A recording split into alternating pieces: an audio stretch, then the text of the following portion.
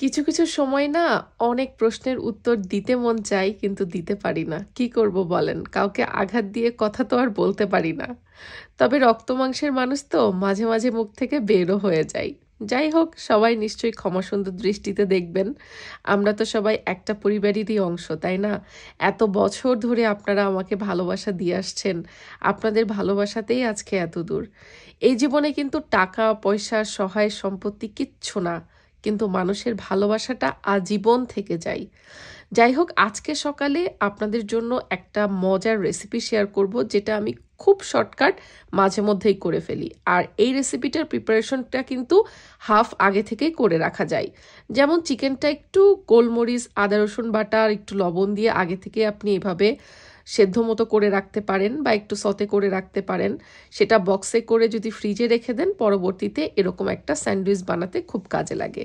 আর cheese যদি ফ্রিজে কিনে রাখেন তাহলে কিন্তু আর কোনো ঝামেলাই নাই। চিজ খাওয়া কিন্তু বেশ হেলদি। এই দেশের ডক্টররা কিন্তু বাচ্চাদের মেনুতে প্রতিদিনই অল্প না অল্প চিজ রাখতেই বলে। ইভেন বড়দের জন্য চিজ খাওয়া কিন্তু খুব ভালো। তো আমি মাঝে মধ্যে যেটা করি, বেশি করে চিজ দিয়ে পাস্তা তৈরি করি বা এরকম স্যান্ডউইচ মেক করে ফেলি। তো আজকে সকালের নাস্তায় আমাদের এরকম একটা চিজ চিকেন স্যান্ডউইচ তৈরি হচ্ছে। আর এটা তৈরি করতে আমার তেমন কোনো ঝামেলাই লাগে না। অন্য কোনো কিছুই দেই না, শুধু এরকম একটু চিকেন ব্রেস্ট পিস ছোট ছোট করে টুকরো করে হালকা একটু ব্ল্যাক পেপার লবণ আর একটু আদা রসুনের পেস্ট যদি থাকে দিয়ে এভাবে কুক করে ফেলি। তারপরে পাউরুটির 2টা স্লাইস নিয়ে এভাবে একটুখানি চিকেন দিয়ে নিই। তবে আমি চেষ্টা করি পুরটা যেন একটু বেশি হয় সেভাবে দিতে। আর তার উপর থেকে একটুখানি যদি চিজ ছিটিয়ে দেন, ব্যাস, তারপরে বেক করে নিলেই হয়। যদিও আজকের স্যান্ডউইচ বেকটা আমি স্যান্ডউইচ মেকারে করব, আমার কাজটা আরেকটু সহজ হয়। বাট স্যান্ডউইচ মেকার যদি বাসায় না থাকে তাতেও কোনো সমস্যা নাই। একটা নর্মাল ফ্রাই প্যানেই কিন্তু এভাবে চিজ উপর থেকে দেওয়ার পরে আরেকটা স্লাইস পাউরুটি দিয়ে যখন এটা ঢেকে দিবেন, তারপরে এপাশ ওপাশ ছেঁকে নিলেই হবে। ফ্রাই প্যানে যখন আপনি এটা সেঁকে নেবেন তখনও কিন্তু ভেতরের চিজগুলো খুব সুন্দর মেল্ট হয়ে যায়। আর হ্যাঁ, চিজ দিয়ে করা জিনিস কিন্তু গরম গরম খাওয়াই ভালো। এটা যদি আপনি ঠান্ডা করে খান তাহলে অত একটা মজা লাগবে না। ব্যাস, আমার স্যান্ডউইচটা তৈরি হয়ে গেল। আসলে শরীরটা খারাপ তো, খুব বেশি ঝক্কি ঝামেলা রান্নাবান্নায় কিন্তু আমি ইদানিং একেবারেই যাচ্ছি না। অনেকে হয়তো মনে করতে পারেন যে হ্যাঁ, আমি তো 12 মাসই অসুস্থ থাকি। এই কমেন্টটা অবশ্য লাস্ট কিছু ভিডিওতে আমার বরংবারই পেতে হচ্ছে। বাট আমি আসলে এটা নিয়ে খুব বেশি ওরিড না, কারণ মানুষ তো কথা বলবেই, তাই না?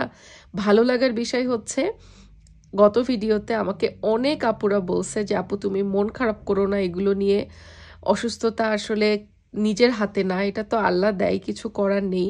এবং অনেক আপুরা তাদের নিজেদের দুঃখের কথাও বলছে কমেন্টে যে তাদেরও এরকম একই সমস্যা। আসলে সাইনাসের প্রবলেম, অ্যাজমার প্রবলেম, থাইরয়েডের প্রবলেম, এরকম প্রবলেম যাদের থাকে তাদের আসলে আলাদা করে কোনো শত্রুর দরকার হয় না। তার উপরন্তু আবার মাইগ্রেনের পেইন, কি বলবো, যাদের হয় তারাই জানে। যাই হোক, মাঝে মাঝে তো মনে হয় আমার যে কি হবে আমি নিজেই জানি না।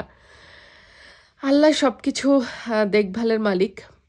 তো তারপরও আমি আসলে আমার লাইফ নিয়ে একেবারেই ডিসঅ্যাপয়েন্ট না। আলহামদুলিল্লাহ, আমি আমার লাইফ নিয়ে অনেক হ্যাপি। আল্লাহ অনেক সুখে রেখেছে, অনেক ভালো রেখেছে। আলহামদুলিল্লাহ, সকল শুকরিয়া আল্লাহ তাআলার জন্য। তো সকালের নাস্তার পর্বটা তো শেষ করে ফেলেছি।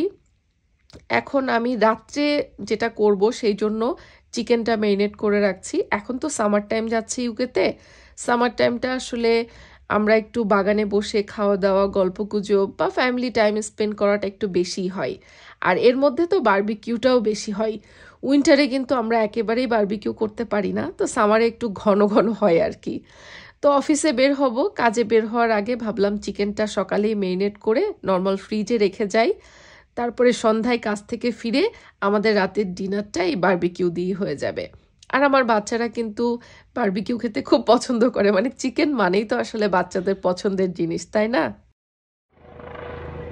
আজকে আমাদের বাসার আশপাশ দিয়ে বেসিক্যালি লুটনের উপর দিয়ে খুব বেশি হেলিকপ্টার ঘোরাঘুরি করতেছে। আশপাশে পুলিশের গাড়িরও সাইরেন শুনতেছি অনেক, মনে হচ্ছে কোনো অভিযান চলতেছে। নর্মালি এরকম পুলিশের গাড়ির সাইরেন, হেলিকপ্টার সচরাচর শোনা যায় না। আইসিয়ারা, হেলিকপ্টারে যাবা?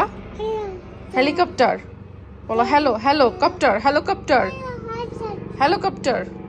বলো আমাকে নিয়ে যাও, আমাকে নিয়ে যাও, আমি পুলিশ হতে চাই, আমিও চোর ধরবো।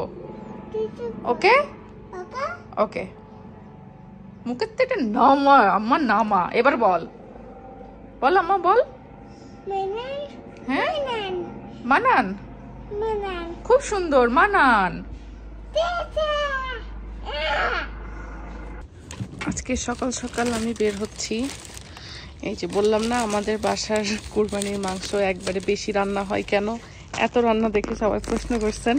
এই যে দেখেন বাটি ভরে আমি এখন নিয়ে যাচ্ছি আমার অফিসে। কুরবানির মাংস আসলে একা খেয়ে মনে আনন্দ লাগে না, তো এই জন্য আমি সবার জন্য রান্না করে বাটিতে বাটিতে করে ফ্রিজে রেখেও দিছি। যখন যে আসছে খাচ্ছে আবার হচ্ছে দিয়েও দিচ্ছি, কারণ আশেপাশে সবাইকে দিয়ে খাওয়ার মধ্যেই তো মজা, তাই না? আজকে আমার চোখের অবস্থা খুব খারাপ, মানে আমার চোখ হচ্ছে পানি পড়তেছে চোখ দিয়ে প্রচণ্ড।